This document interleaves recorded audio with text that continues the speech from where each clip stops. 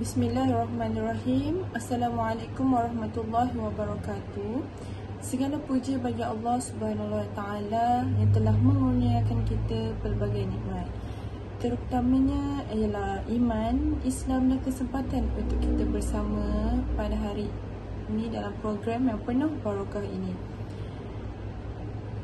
Sebelum itu, marilah kita selawat ke atas junjungan Nabi Muhammad SAW dengan ahli keluarganya, baginda, para sahabat serta mereka yang terus istiqamah mengikuti sunnah baginda hingga ke hari kiamat. Para penonton yang dirahmati Allah Subhanahu wa taala, tajuk ceramah kita pada hari ini adalah tentang peranan Al-Quran dan Al-Sunnah dalam bidang ekonomi, iaitu cari rezeki halal, rezeki berkat. Tajuk ini amat penting kerana setiap daripada kita, sama ada pelajar, pekerja, peniaga atau ibu bapa kita, tidak lari daripada usaha mencari rezeki. Jadi sebelum itu, marilah sama-sama kita memulakan dengan doa yang ringkas. Sebelum itu, kita perlu membaca doa Al-Fatihah. Kita sedekahkan Al-Fatihah ini kepada junjungan besar Nabi Muhammad SAW, ahli keluarga kita dan seluruh umat Islam yang telah tiada di bumi ini. Bismillahirrahmanirrahim.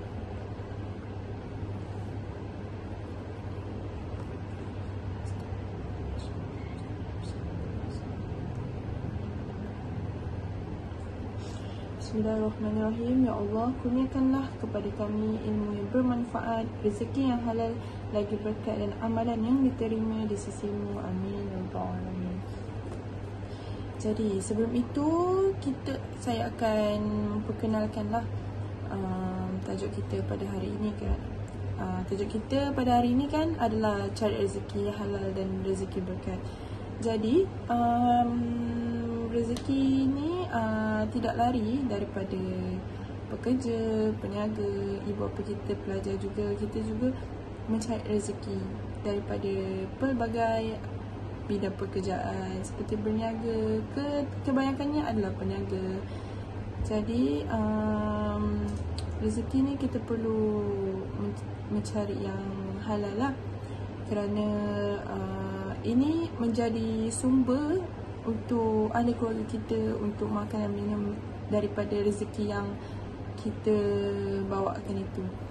Jadi hadirin yang dikasihi Allah Subhanahu wa taala, dalam Islam mencari rezeki bukan sekadar usaha memenuhi perut atau mengumpul harta, tetapi ia adalah satu ibadah juga untuk kita. Bila kita bekerja kerana niat kerana Allah Subhanahu wa taala, kita akan menjadikannya itu salah satu pahala kita. Jadi selain itu, bila kita mencari rezeki yang halal, kita akan hidup kita akan menjadi lebih tenang. Jadi Allah Subhanahu wa taala berfirman dalam surah Al-Baqarah ayat 172, "Wahai orang-orang yang beriman, makanlah dengan rezeki yang baik, iaitu halal, yang kami berikan kepada kamu, dan bersyukurlah kepada Allah Subhanahu wa taala jika benar kamu hanya menyembahnya." Jadi kat situ ayat ini menjelaskan bahawa ia menunjukkan bahawa Allah Subhanahu wa taala bukan sahaja memberi rezeki, tetapi mengingatkan kita agar memastikannya ianya halal. Jadi Rasulullah SAW pula bersabda, "Sesungguhnya Allah itu baik. Dia tidak menerima kecuali yang baik." Riwayat Muslim. Jadi di sini kita dapat lihat rezeki halal tu bukanlah hanya wang atau harta, tetapi termasuk juga kesihatan, keluarga yang bahagia, ilmu dan ketenangan jiwa.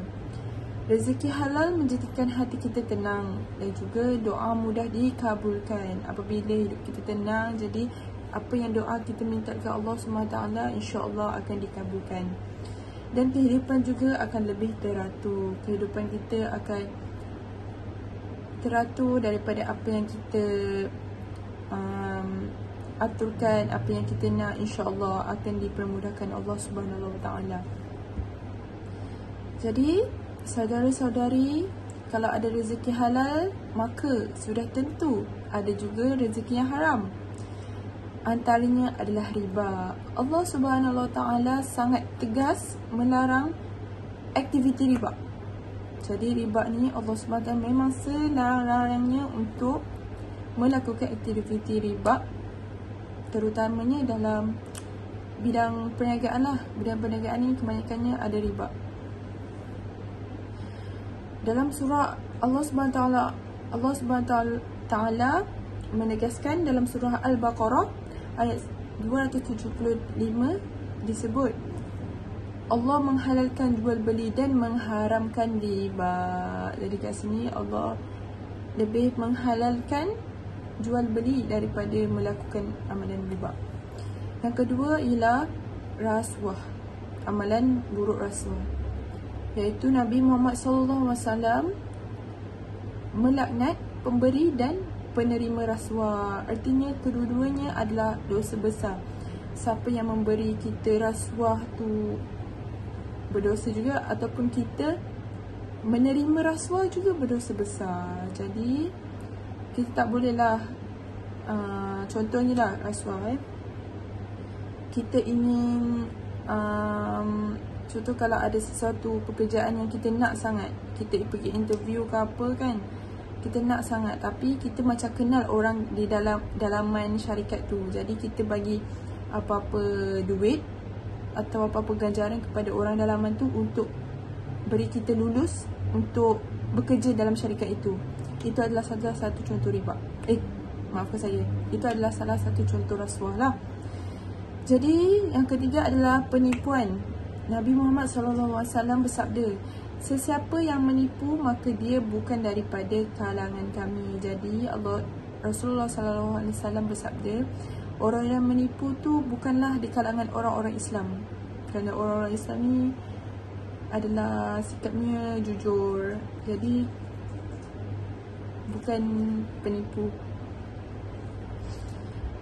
Yang keempat adalah menipu timbangan. Kebiasaannya di dalam perniagaan banyak dalam menipu timbangan. Umat terdahulu dibinasakan. Jadi kat sini kita boleh lihat umat terdahulu dibinasakan kerana menipu dalam urusan jual beli. Contohnya saya bagi contoh ya. Dekat kalau kita ada jual sayur ke apa kan, katanya 200 macam 2 kilogram RM1. Tapi bila dah timbang tak sampai pun 2 kilogram, dalam 1.5 kilogram, tapi dia tetap cas RM2 juga. Itu dikira salah satu menipu dalam timbangan. Jadi apakah kesan rezeki haram? Hati kita antaranya adalah hati kita akan menjadi keras dan doa kita tidak dikabulkan. Maksudnya hati kita tak tenang, hati kita apa yang orang cakap semua kita tak diterima dengan baik.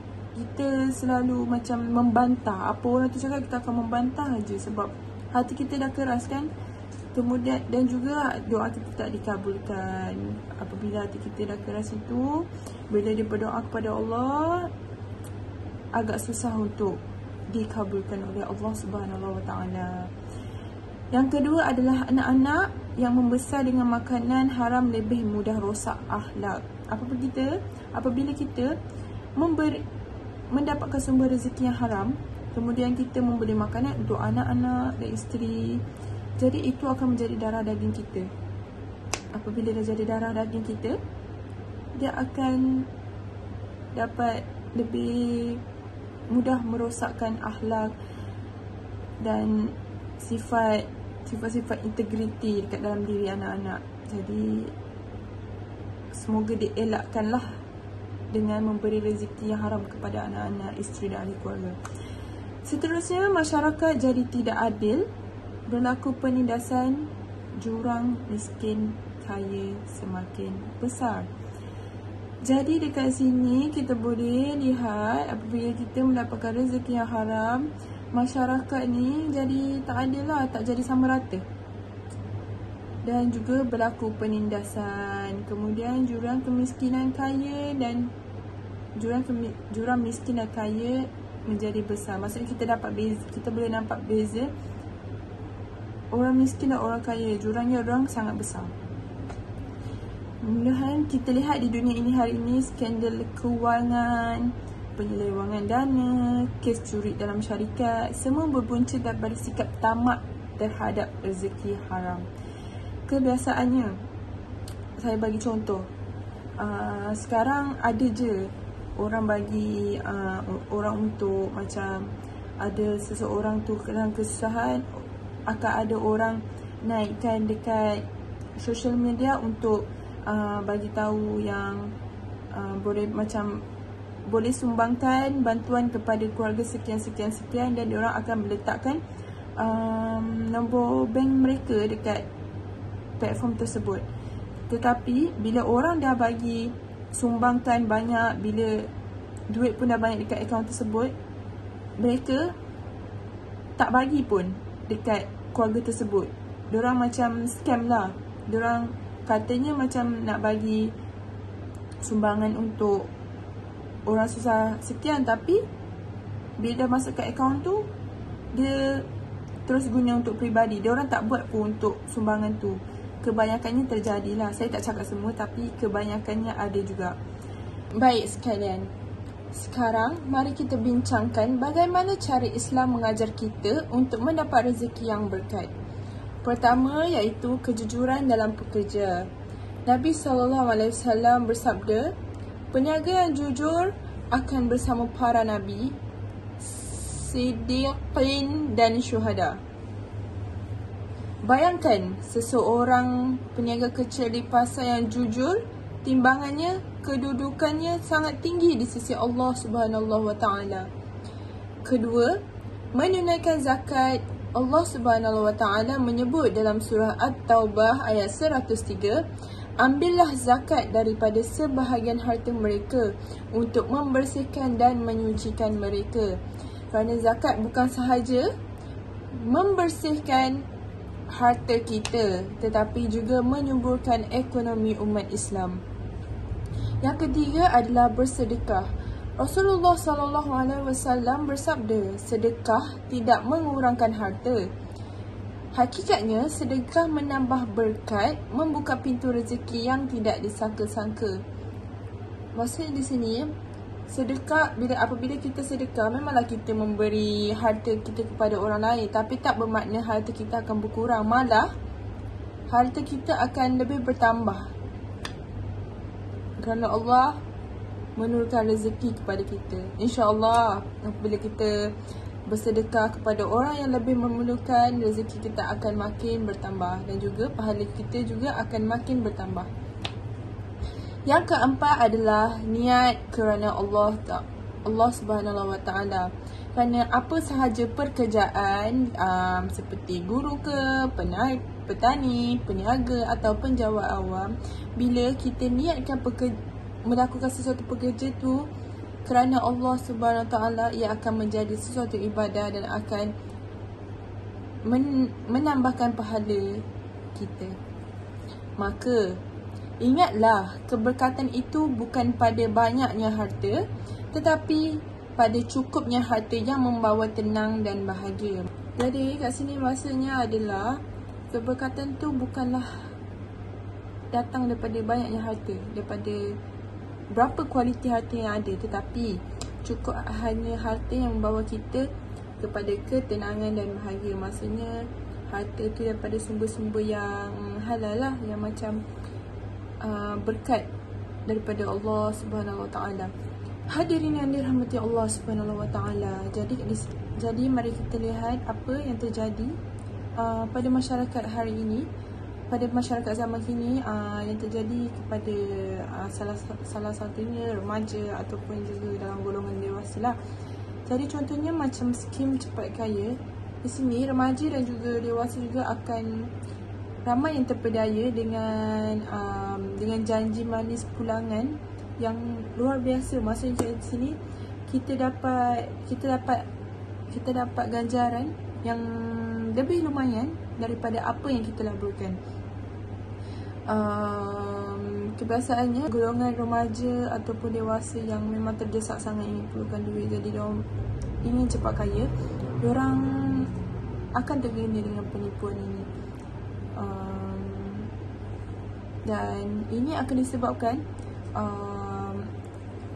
diorang akan merugikan wang mereka akan hangus, keluarga mereka akan porak-poranda lah kerana mereka akan tertipu dengan skim cepat kaya ini. Kemudian adalah scam online. Di sini penipuan kewangan melalui mesej dan panggilan palsu.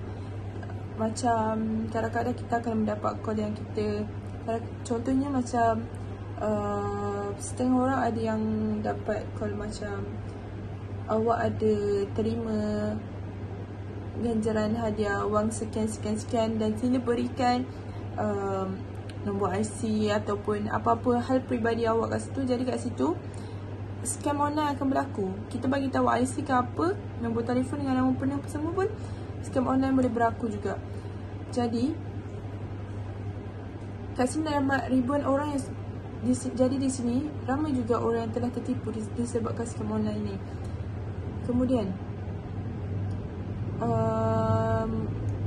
budaya berhutang seperti hutang kad kredit, pinjaman peribadi semata-mata untuk gaya hidup mewah. Maksudnya kita meminjam wang semata-mata untuk kita nampak hidup gah daripada orang lain. Macam lebihnya kepada nak menunjuk-nunjuk lah. Sepatutnya di sini kita perlu hidup dengan apa yang kita ada saja. Tak perlulah kita perlu meminjam wang untuk semata-mata nak nampak yang kita ni ada segala benda. Jadi kita perlu hidup secara bersederhana lah. Selain itu juga kerja tanpa keberkatan. Ramai yang sibuk mencari duit tetapi meninggalkan solat. Maksudnya kita lebih kejar dunia daripada akhirat. Kita lebih fokus kepada kerja sampai kita meninggalkan solat. Kita tak sempat nak solat. Sebab apa? Sebab kita banyak sangat kerja yang kita perlu buat. Jadi solat pun kita rasa macam nantilah dulu, buat kerja dulu. Kita tak naklah jadi macam tu kan. Tetapi kemudian mereka mengabaikan keluarga dan tidak sempat beribadah. Macam yang tadi juga, macam kita sibuk dengan kerja, jadi keluarga kita pun akan terabai. Maksudnya kita tak banyak peluang untuk bersama keluarga dan juga meluangkan masa untuk beribadah. Yang apa yang tadi saya cakap adalah merupakan isu semasa dan realiti masyarakat kini. Okey, jadi kat sini soalan yang kebiasaannya orang tanyalah pada saya, bagaimana cara mudah untuk memastikan rezeki halal? Jawapannya adalah kita perlu memastikan pekerjaan kita ni sah di sisi syarak. Elakkan riba dan rasuah dan bersihkan harta dengan zakat serta bersedekah. Soalan kedua adalah bagaimana jika gaji bercampur halal dan haram? Maksudnya macam mana sumber pendapatan kita ni bercampur dengan sumber haram dengan sumber halal. Jadi kita perlu, jawapannya kat sini, jadi kita perlu ambil langkah berhati-hati dengan tunaikan zakat, banyakkan sedekah dan berdoa agar Allah Subhanahu Wa Taala bersihkan rezeki kita. Seterusnya soalan ketiga, kebiasaan orang tanya adalah adakah rezeki hanya berbentuk wang ringgit sahaja? Jawapannya tidaklah. Maksudnya rezeki ni bukan wang sahaja, tetapi seperti rezeki yang Allah bagi kita, macam rezeki kita bernafas sampai sekarang, masih hidup, rezeki keluarga, mempunyai keluarga yang bahagia, itu juga salah satu rezeki. Kemudian ilmu, kesihatan, macam kita badan kita sihat ni dikira rezeki Allah Subhanahu Taala juga. Semua itu dikirakan rezeki. Jadi kat sini para penonton sekalian, mari kita rumuskan ketiga perkara utama hari ini. Salah satunya adalah rezeki halal adalah asas keberkatan hidup seorang Muslim. Dan kemudian rezeki haram membawa kerosakan kepada diri, keluarga dan juga masyarakat. Selain itu, Islam memberi panduan praktikal seperti jujur, zakat, sedekah dan niat ibadah untuk menjadikan rezeki lebih berkat.